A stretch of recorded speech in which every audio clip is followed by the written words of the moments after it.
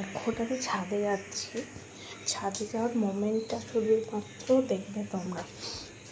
এই যে আমার পান্ডা আসছে। কেন আসছে তোমাদেরকে বলি, কারণ ও আমার বিড়ালের ভাত খেয়ে নেবে। তো দেখো কি হবে, দেখো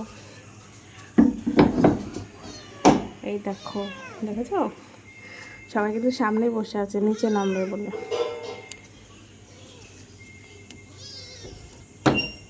এই দেখো একজন বেরিয়ে গেল।